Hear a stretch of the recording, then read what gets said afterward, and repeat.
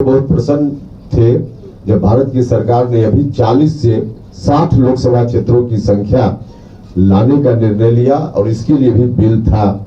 Delimitation होता तो बिहार में 40 की जगह 60 लोकसभा क्षेत्रों की संख्या हो जाती। राष्ट्रीय लोक मोर्चा के राष्ट्रीय अध्यक्ष उपेंद्र कुशवाहा आज प्रेस कॉन्फ्रेंस करके सूचना दी। उन्होंने कहा कि जिस तरह से जो है महिला आरक्षण बिल संसद में गिर गई है, उसको विरोध में जो है पूरी तरीके से राजधानी पटना से लेकर के बिहार के अलग अलग जिला मुख्यालयों पर प्रदर्शन होगा। पहले उपेंद्र कुशवाहा की पूरी बयानों को सुने। पूरे देश के सामने आया है और पूरे देश के लोग, खासकर महिलाएं, चिंतित हैं। हमारी भारत की सरकार आदरणीय प्रधानमंत्री नरेंद्र मोदी जी के नेतृत्व में देश की आधी आबादी को उनका हक देने जा रही थी। हमारी पार्टी हमेशा से इस राय की रही है कि महिलाओं को लोकसभा में, राज्यों की विधानसभाओं में प्रतिनिधित्व मिलना चाहिए, उचित प्रतिनिधित्व मिलना चाहिए। हमारी पार्टी इस राय की भी रही है कि महिलाओं को प्रतिनिधित्व मिले, उसमें पिछड़े वर्ग की महिलाओं को भी प्रतिनिधित्व मिले, शेड्यूल्ड कास्ट, शेड्यूल्ड ट्राइब्स की महिलाओं को भी प्रतिनिधित्व मिले। अभी जो बिल आया था उसमें एससी एसटी की महिलाओं को प्रतिनिधित्व देने की व्यवस्था थी। विपक्ष के लोगों ने सवाल उठाया कि ओबीसी वर्ग की महिलाओं को प्रतिनिधित्व नहीं दिया जा रहा है। हमारी पार्टी ने इस बिल का समर्थन किया और हमारी राय अभी भी है कि उस बिल को पास होना चाहिए था, क्योंकि महिलाओं के लिए इतना बड़ा कदम भारत की सरकार ने उठाया था। हाँ, यह ठीक है कि फिलहाल ओबीसी वर्ग की महिलाओं के लिए आरक्षण की व्यवस्था उसमें नहीं थी, लेकिन अभी जो स्थिति है उस स्थिति के हिसाब से फिलहाल ऐसा करना संभव नहीं था।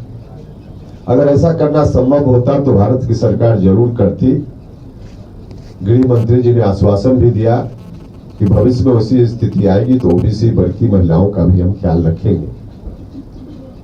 और स्थिति यह थी कि अभी जातीय जनगणना चल रही है। जातीय जनगणना का काम पूरा होगा, उसके बाद क्योंकि ओबीसी वर्ग के जो सामान्य पुरुष हो या महिला हो, उनके लिए भी रिजर्वेशन पहले से नहीं है। एससी एसटी वर्ग के लोगों के लिए रिजर्वेशन है संविधान की व्यवस्था के हिसाब से। उन वर्गों की महिलाओं के लिए रिजर्वेशन का प्रावधान किया जा रहा था, लेकिन ओबीसी के लिए अभी तक तो नहीं है। ओबीसी वर्ग के लिए है ही नहीं, तो फिलहाल महिलाओं के लिए कहां संभव था। भविष्य में कभी होगा और भविष्य में तब हो सकता है जब जातीय जनगणना की रिपोर्ट आ जाएगी। तो जातीय जनगणना की अभी रिपोर्ट नहीं थी, इसलिए ऐसा करना संभव नहीं था। अभी जितना महिलाओं को दिया जा रहा था, महिलाओं की पुरानी मांग रही है, सिर्फ महिला नहीं बल्कि देश की मांग रही है कि महिलाओं को रिजर्वेशन मिलना चाहिए। तो ऐतिहासिक कदम हमारी सरकार उठा रही थी, जिसको इन लोगों ने रोक दिया। महिलाओं के साथ इससे बड़ा अन्याय नहीं हो सकता है। विपक्ष के लोगों ने ऐसा अन्याय किया। दूसरा, एकमात्र हमारी पार्टी है जिस पार्टी ने अभियान चलाया डिलिमिटेशन को लेकर के। पिछले 50 वर्षों से संख्या नहीं बढ़ी है लोकसभा क्षेत्रों की, राज्यों में विधानसभा क्षेत्रों की, और नहीं बढ़ी।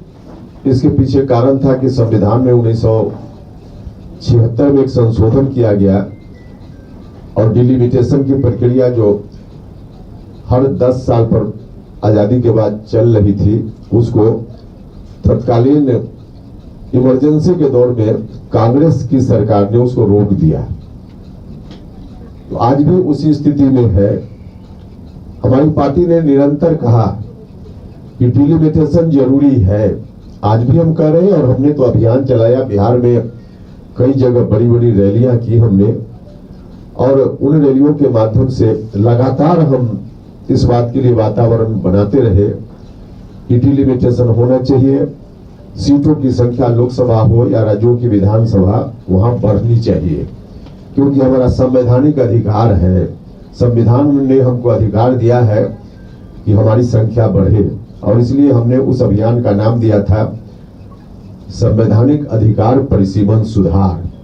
और हमको खुशी हो रही थी, हम सब लोग खुश थे जब भारत की सरकार ने जिस रूप में भी हो लेकिन सीटों की संख्या बढ़ाने के लिए भी कानून अभी लाया था, कोशिश की थी।